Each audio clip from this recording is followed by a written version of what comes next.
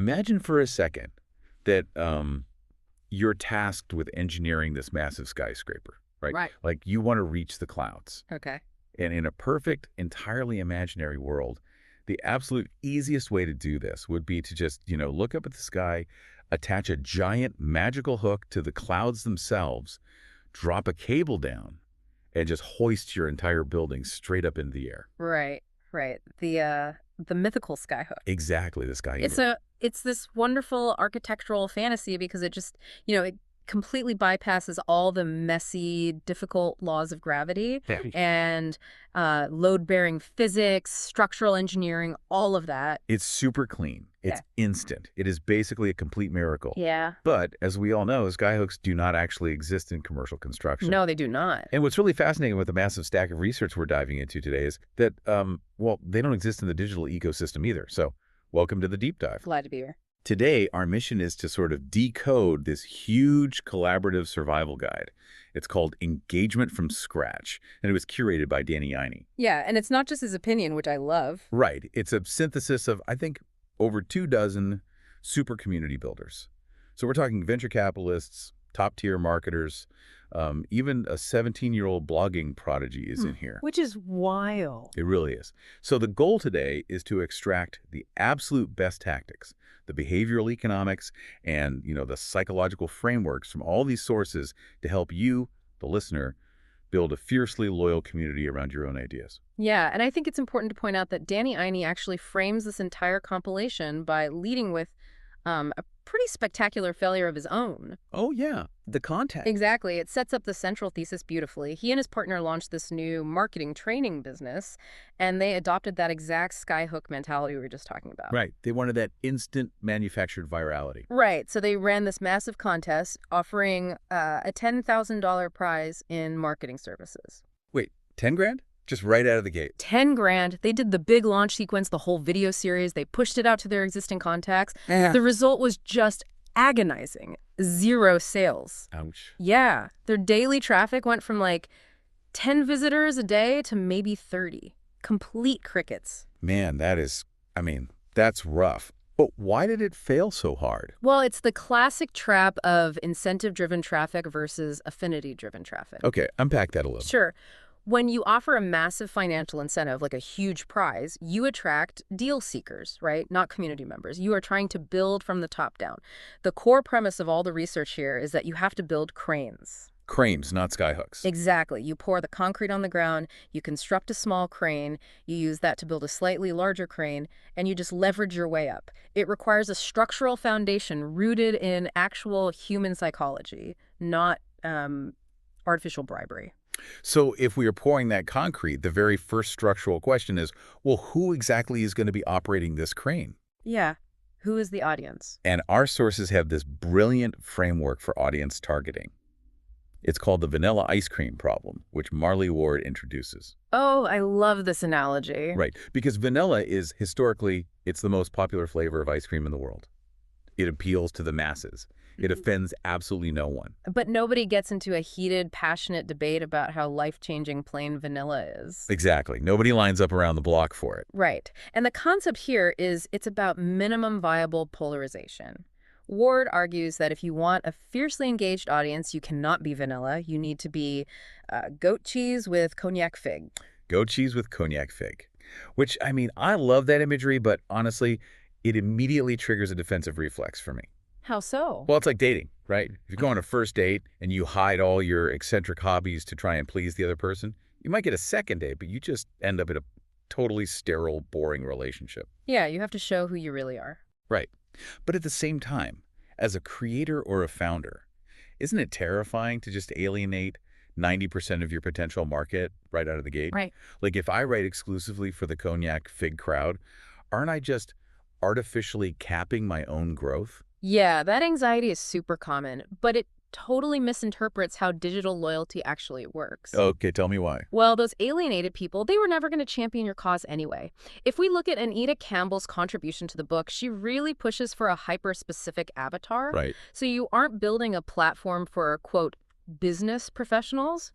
You are building it for a 24 to 44-year-old CPA Mm-hmm. who makes over $75,000 a year and desperately wants to escape the office to spend $5,000 a season on sail surfing. I mean, that level of specificity almost feels kind of absurd. It does. It feels crazy until you apply the law of reciprocity. Okay, how does that work? When you solve a highly specific, very complex pain point for that one particular CPA, you aren't just giving them information. You're giving them something deeper. Yes. You are giving them the psychological experience of being deeply understood. And that triggers an intense reciprocal obligation. They become fiercely loyal because, well, you are literally the only one speaking their exact dialect. Oh, that makes sense. And Mitch Joel sort of expands on this, right, with his 90% rule, which really changes how we should look at our analytics dashboards. Yes, the 90% rule is crucial. He argues that 90% of your hyper-specific audience will never, ever buy from you. They will never convert into actual paying clients. And most people view that as a failure metric, like, oh no, my conversion rate is terrible. Right. But Joel emphasizes that this passive 90%, they are the structural required mass for your whole ecosystem to function. They're the ones leaving the comments, sharing the posts, creating that sort of ambient energy. Exactly. They provide the necessary social proof that creates a safe environment for the remaining 10% to actually feel comfortable executing a commercial transaction. So you are building an affinity group, not a transactional database. Yes. Randy Commissar actually calls it writing naked. Writing naked. Yeah, like stripping away all that corporate sheen. Okay, but if the audience is that specific, and frankly that demanding, the actual content architecture has to evolve too.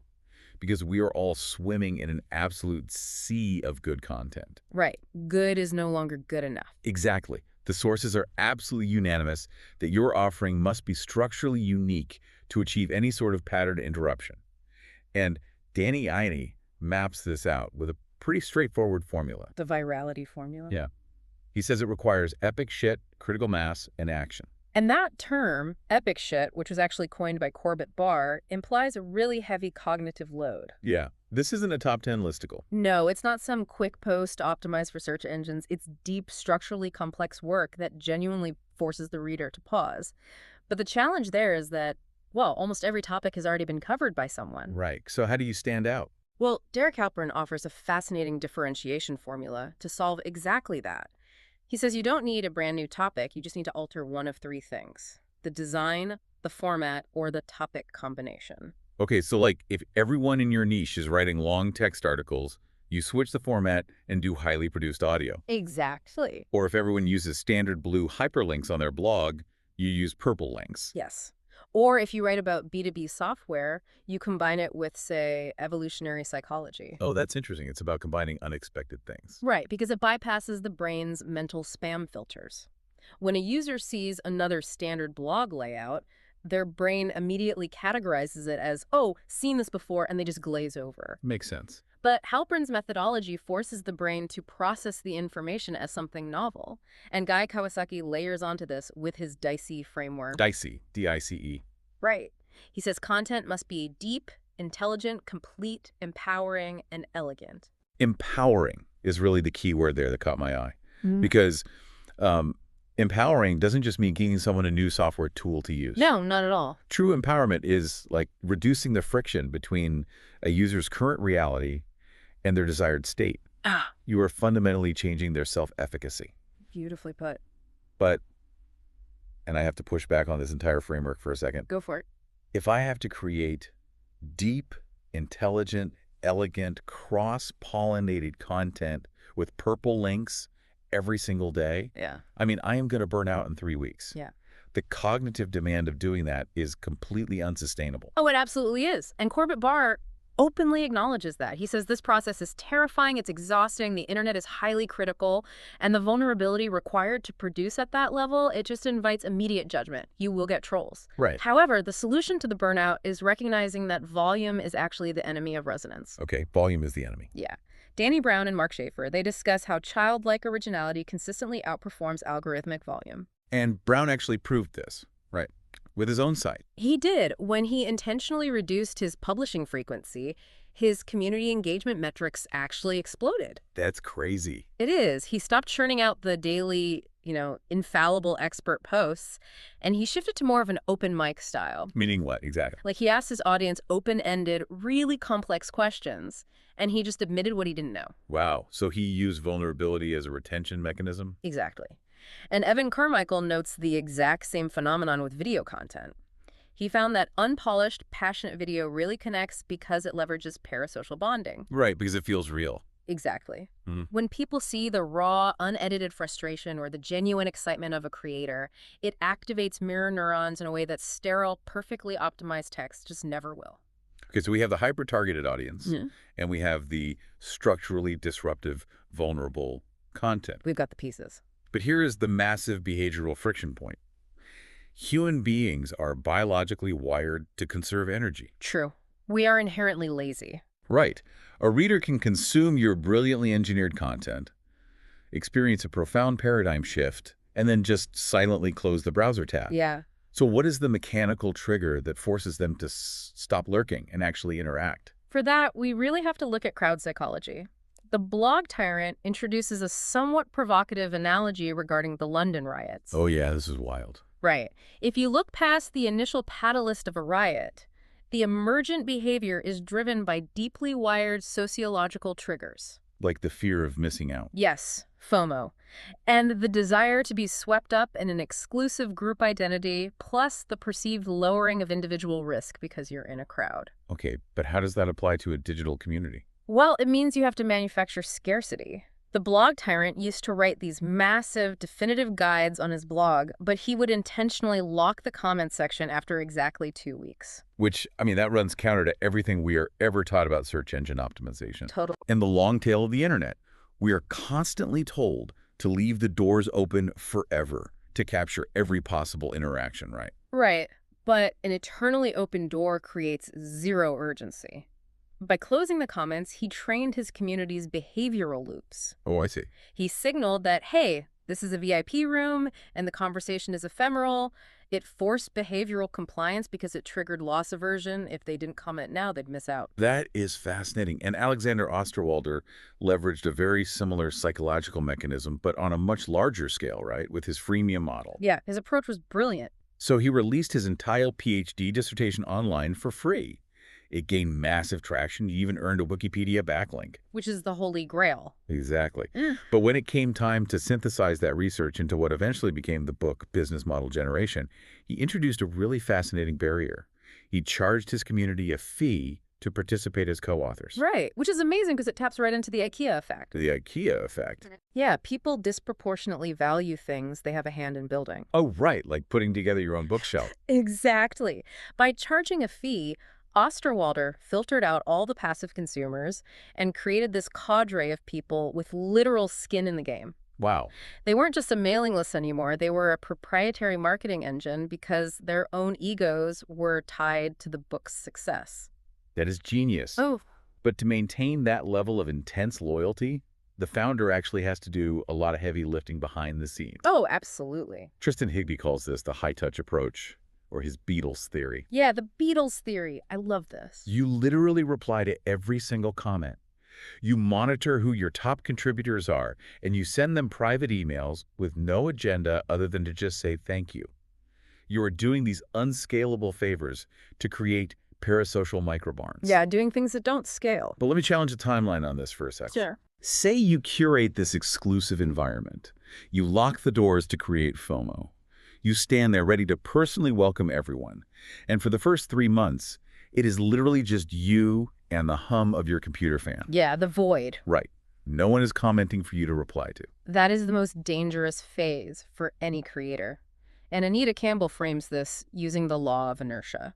Okay. An object at rest. Stays at rest unless acted upon by an outside force. So for the first 6 to 12 months, you are the sole kinetic energy in the system. So you are basically simulating the crowd. Exactly. You are asking the questions, you are answering your own questions from alternative perspectives, and you are manually dragging people into the room until the bandwagon effect finally takes over. That sounds exhausting.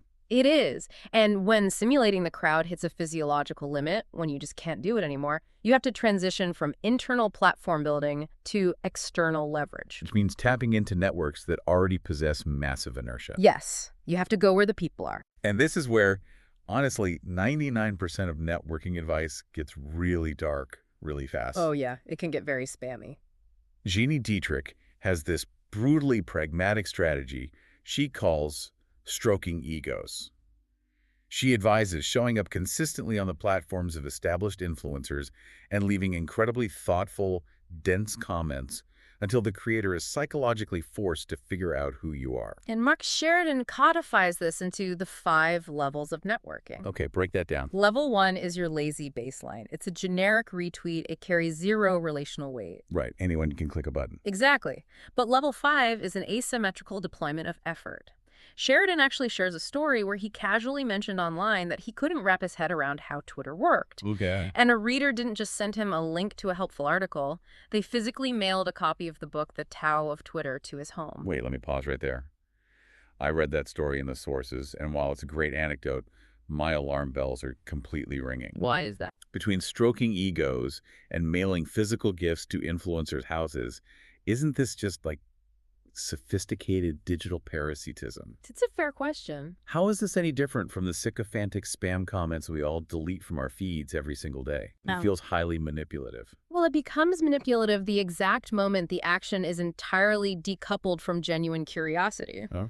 Stuart Mills addresses this directly when discussing cross-referencing. He points out that the human brain, and particularly an influencer's brain, has a highly attuned radar for transactional intent. Oh, for sure. You can smell it a mile away. Exactly. If you leave a dense comment just to drop a backlink, it triggers their defense mechanisms instantly. So what makes level 5 networking actually bypass those defenses? Costly signaling theory. Costly signaling. Right. In evolutionary biology, a costly signal is an action that requires so much energy or so many resources that it simply cannot be faked. Oh, like mailing a physical book. Exactly. Or looking at Onibelusi Bamidele, who did this at 17 years old, by the way, he was writing up to 15 high-level guest posts a week for the absolute top-tier blogs. 15 a week. Yes. Those are costly signals. They require deep research and genuine intellectual investment. When you provide undeniable value to someone else's ecosystem first, you transition from a transaction to relational capital. I see. And Adam Torin uses the radio station analogy here, right? Yeah, the radio station. You don't need a transmitter powerful enough to reach the whole world. You just need to figure out exactly what frequency your specific cognac fig audience is already tuned into, and then you just broadcast there. Exactly. Find your frequency. All right, so let's run this scenario. Yeah. You've deployed the costly signals, the relational capital pays off, your hyper-specific audience is pouring in, the unique content formats are working, the comments are locked and loaded with FOMO. Everything is clicking. You are experiencing massive algorithmic validation, the numbers are going up, you've won the game. Well, if you stop at that exact moment, the sources are brutally clear. You have built a vanity project, not a sustainable enterprise. Yes, engagement is vanity, conversion is sanity. Precisely. This is where the research drops the hammer on the entire feel-good narrative of community building. Brian Clark points out a fundamental flaw in algorithmic ecosystems. He says social media feeds are inherently low-trust, high distraction environments. Yeah, you cannot build a durable infrastructure on rented land. Platform risk is the silent killer. Oh, absolutely. An algorithmic update can instantly sever your connection to the audience you just spent years cultivating. Overnight. Overnight. Clark argues that you must have a transparent, unapologetic agenda to move them from a low-trust public square into a high-trust owned environment. And the ultimate owned environment is still, to this day, the email list. Unquestionably. Onibelusi explicitly stated that his greatest regret was not capturing email addresses from day one. Because when you own the database, you own the distribution channel. And Derek Halpern breaks down the physical mechanics of this really well. You don't just put a tiny subscribe button in the footer of your website. Right, where nobody sees it. Exactly. You place it strategically where cognitive debt is highest. Cognitive debt. Yeah, so like at the end of a deeply empowering article, the reader has just received a massive dopamine hit of insight from you, right? Yeah. The reciprocity trigger is fully primed. That is precisely where you offer a high-value, exclusive asset in exchange for their direct contact information. You're basically capturing the kinetic energy before it dissipates. Exactly. Which really brings us full circle to Alexander Osterwalder's realization. When you execute this flawlessly, when you give away all this epic shit for free and you build this intensely loyal, owned distribution channel, You aren't just creating a funnel to sell a product. No. The audience is the business model. They dictate the product development, they provide the capital, and they become the ultimate defensive moat against competitors. It is a profound shift in how we view digital architecture. I mean, we've covered the mechanics of building the crane today, isolating the cognac fig target, differentiating through format and design, leveraging the psychology of FOMO and the IKEA effect, Yep. deploying costly signals to build relational capital, and finally, mitigating platform risk by driving conversion into an owned asset. It is truly a masterclass in behavioral design. It really is. But there is a hidden paradox in all of this research that we haven't touched on yet. Oh, what's that? Well, if you execute this blueprint perfectly, you will create a fiercely loyal, self-sustaining ecosystem, right? The community will literally begin to generate its own gravity. Right, which is the ultimate goal. That's what we want. It is, but it forces a deeply uncomfortable question for the creator. What happens when your cognac fig audience no longer needs you to facilitate the conversation? Wow, I hadn't thought of that. Yeah. Successful communities eventually outgrow their founders. As you lay the concrete for your digital skyscraper today, Randy Commissar's insights really force you to decide. Are you building an audience that you intend to rule as a permanent central authority? Or are you architecting a self-sustaining city that will one day thrive completely without you? That completely changes the trajectory of what you build on day one. You can't just throw a skyhook into the clouds and hope for the best. You really have to understand the physics of the people you're trying to lift. Absolutely. So take these frameworks, define your underlying mechanics, and start pouring the concrete. You are now officially well informed.